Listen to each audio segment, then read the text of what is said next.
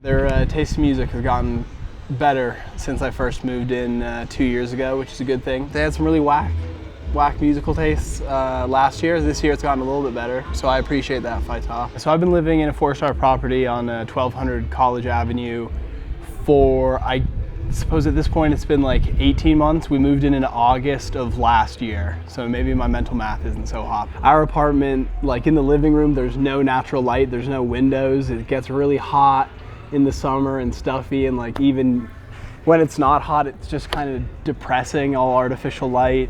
You know, granted, we're three guys in our early 20s. We don't take as good of care of it as, you know, maybe some other people in the complex, but just, yeah, they're not very cozy. They're small, run down, not well maintained. I don't have a lot positive to say about it. No, yeah, there's puke and urine and stuff in the stairwells constantly, and trash. Our downstairs toilet has overflowed probably 5 or 6 times and like flooded my bedroom and destroyed, you know, textbooks and stuff, like, you know, gotten like, you know, a couple inches of water on the floor of my room. Something that you shouldn't have to put up with, especially when you're paying over $1,000 a month in rent.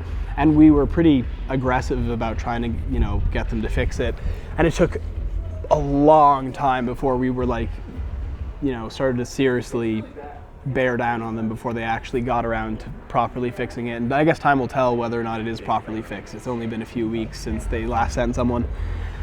But yeah, no, I just think that they got lucky buying up a lot of property back in the 60s and 70s when it was cheap, and now they're just bending people over a barrel and just really taking advantage of people. And they know that they have a monopoly, and they are monopolistic in how they, you know, treat their customers. Without a doubt, they know that even if they aren't good landlords, they're still going to have a surplus of business, and that comes through in how they treat their tenants.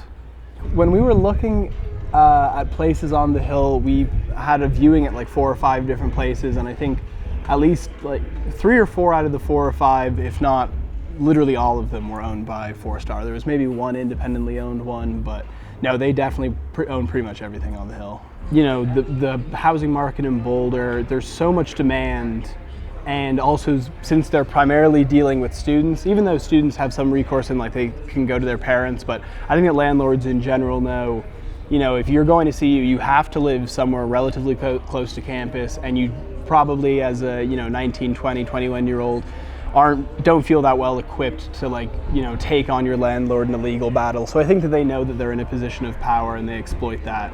Housing in Boulder really can just be summarized in one word, which is overpriced. Like the rent that you pay in terms of how nice the accommodation is, how big it is, you know, the amenities it has, like, it's just ridiculous. I don't think that Fourstar are uniquely evil, or, you know, that like they are out to get kids, whereas other corporations aren't. I just think that any privately owned company is going to maximize profits and do whatever, you know, is in their best interest for maximizing profits.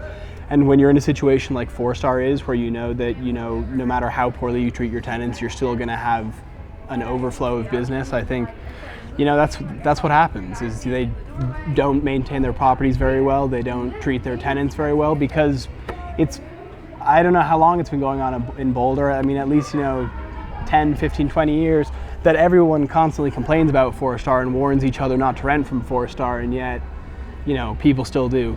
I think what could be done is not expecting Fourstar to change out of the own goodwill of their heart. I think that there needs to be more regulation in renting, especially in areas like Boulder, where the housing market is in kind of such a crisis. So I would say, you know, enacting stricter housing laws on the expectations that tenants can have towards their landlords as far as a certain standard of upkeep of the apartments.